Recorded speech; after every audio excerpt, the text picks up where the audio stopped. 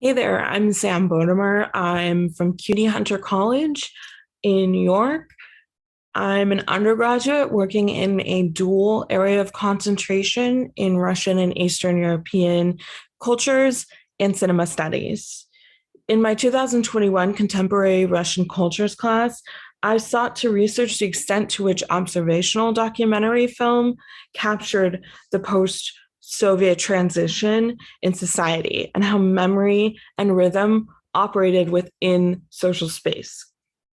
I used specific examples of observational documentaries, two early shorts by the Belarusian Ukrainian filmmaker Sergei Loznita, his 2000 Train Stop and 2003 short Landscape.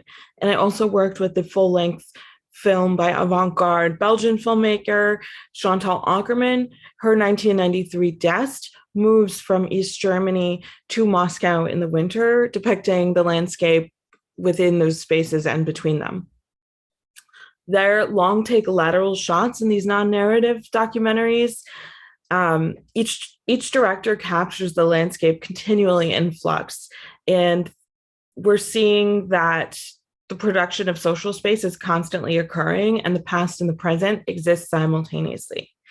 I analyzed their works using very brief concepts. First, by the Russian cultural scientist Alexander Etkind, his post-Soviet concept of hauntology from his 2013 work, Warped Morning, and very brief concepts from the French Marxist philosopher Henri Lefebvre, his 1974 work, The Production of Space, and his later ideas on rhythm analysis.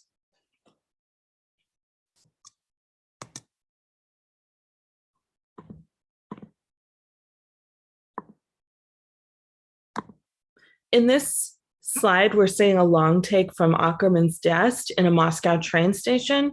We see hundreds of people moving towards their unknown futures in long, sweeping camera motion. The camera is eventually arriving at a Soviet-era statue of Lenin, which is superimposing the past over the present. One of Atkins' main ideas in Warped Morning is that historical memory in Russia is a living, decentered combination of symbols and judgments, and that this is being experienced simultaneously and promoting a multi-historical condition. Lefebvre's core idea in the production of space is that social space is produced through this three-part dialectic between the perceived, the conceived, and the lived spaces. This slide is briefly demonstrating, with stills from each film, how these pillars of space are produced to create the social whole.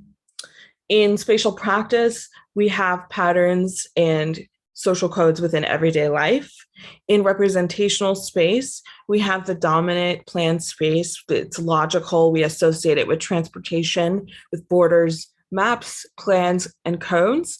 And then we have the representations of space, and this is symbolism. We see this through art, culture, systems, symbols, signs, both verbal and nonverbal. In his rhythm analysis, Lefebvre he aims to interpret the relationship between space and time through rhythms. He brings insight into how rhythm is experienced within the history of social spaces, linking individual and collective rhythms. Loznita's Train Stop in 2000 shows rhythm not in movement, but with an emphasis on stasis. We see the use of freeze frame shots that feel like photographs in a small train station in rural Russia. This black and white image is blurred.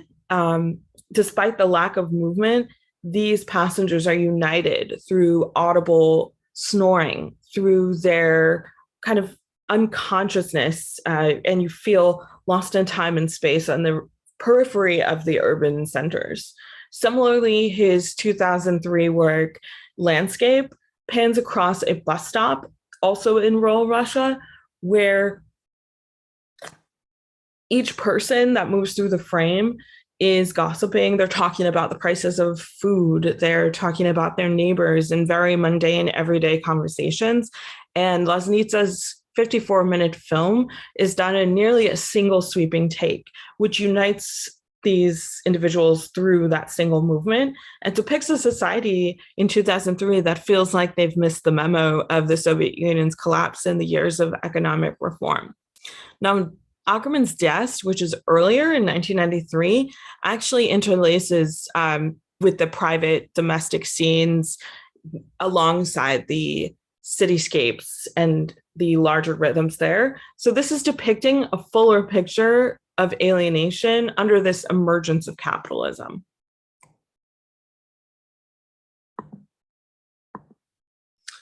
This is an initial application of Etkin and Lefebvre's works to observational documentaries, in this case of Loznita and Akerman, set within the post-Soviet space. It provides a reading of nonfiction film as visual sociological text to study space and culture. And as I was been working on this presentation this last month, I am left lingering with a modern day question. How valuable are observational films in modern authoritarian societies where the social sciences are being suppressed? Thank you.